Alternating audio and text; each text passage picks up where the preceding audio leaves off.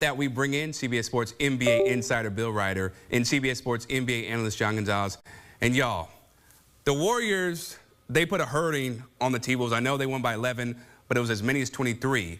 However, if Steph Curry is unable to go, or he's not 100% with that hamstring injury for the rest of the series, Bill, how does this change the complexion of the series?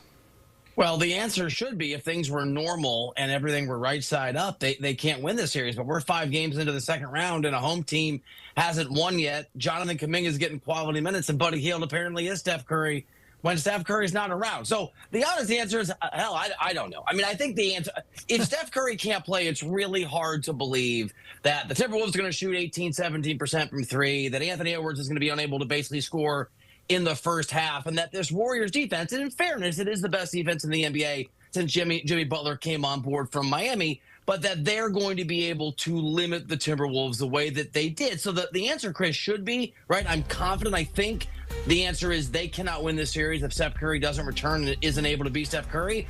But it's been such a bizarro second round of these playoffs that it's hard to believe any analysis that we give, I think, at this point. Yeah, right now everything left is right and up is down and nobody knows. I mean, Steph was really good in 13 minutes. He had 13 points tonight, and then all of a sudden the hamstring and you go, oh, this is a bummer. Now, the good part for the Warriors was Draymond Green had, not arguably, I think his best offensive game these playoffs. He was good in Game 7 against the Rockets, but he was excellent tonight, and he really took over that distributor role. And Jimmy Butler also stepped forward as well. But I'm with Bill that without Steph Curry, it's going to be a really tough slog for the Warriors and a tough time. It's hard to imagine them winning this series without. After the game, even heard Jimmy Butler, man, I hope Steph Curry comes back because it makes things a lot easier for the rest of the team. And the Wolves, it's hard for me to believe that the Wolves are going to have a shooting night as bad as they had tonight. I mean, like Anthony Edwards had 1 point in the first half. The whole team didn't have a three-pointer in the first half. You have to go back 7 years to find a game where the Wolves didn't have a three-pointer in the first half. So, yeah, the Wolves were bad tonight, but I think that they also, this is sort of an anomaly. So if you're the Wolves, you want Steph to be out for as long as he can be out because I think that they'll course correct in terms of their offense. Yeah, 17% from 3 for the T-Wolves. Just something that you cannot have when you're going up the Warriors the way they were shooting. Now, we're going to get to them a little bit, but you guys mentioned Draymond Green, right? He was locked and loaded from 3 in that first half. You talked about, Jimmy Butler coming on almost a triple-double, right? Jonathan Kuminga actually playing quality minutes, but Buddy Hield. John, did we expect this from Buddy after what he did in Game 7? Because I sure didn't. I didn't. Buddy Hield has resurrected his shooting career. Bill and I laugh about this on the podcast. He was horrendous in Philadelphia last year, except for 1 game in the playoffs. Just the latest person to leave Philly and remember how to shoot. We forgot when he went to Philly that he was one of the best three-point shooters of his era, and he's doing it again. And without Steph, they absolutely need all of his offense.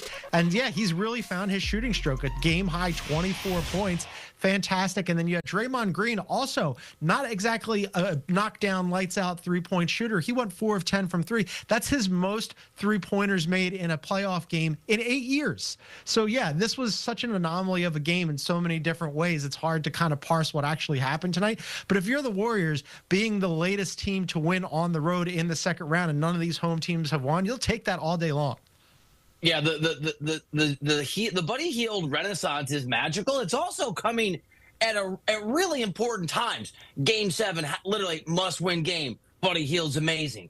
This is a Game 1, but Stephen Curry goes down. You feel like, man, maybe the whole series is going to get away from us.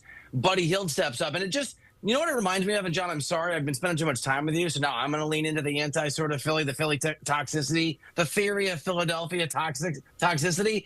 But this is a reminder, Buddy Hield, that it's not just who you are, it's where you are. True in life, true in your career, certainly true in the NBA. And you've got Jerry Stackhouse, who's the defensive coordinator there. That's his role. And Buddy Hield, they talked about this on the broadcast. Like, he's not a defensive player of the year specialist, obviously, but best defensive effort of his career, people are telling you in Golden State. We've seen the shooting spark again the last couple days. And so sometimes for a guy like Buddy Hield, who's had a career and who's been a really important player, and in a league where three-point shooting matters, used to be valued before he went to that other place, that place we shout not name where John is from, going to Golden State has unlocked the guy that he used to be. And look, they have to have Steph. We've already had that conversation. But when you don't have a guy like Steph Curry, or even if he does come back, let's lean into optimism, you have to have secondary and third guys step up. And Buddy Hield's on a pretty good run now saying, hey, you know what, maybe I can do it. Yeah, he looks very confident in his role right now, with or without Steph on the floor. Of course, as you guys mentioned, when Steph is on the floor, it makes things much easier. Now, with the T-Wolves, they're minus 126 to still win the series,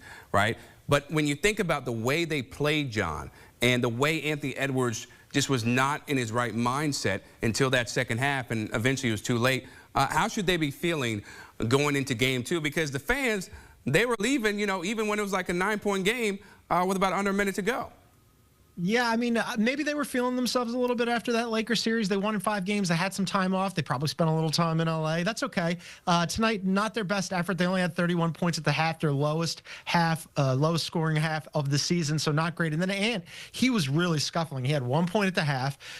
He didn't score that until 1 minute left in the half. He didn't score his first field goal until 28 minutes into the game.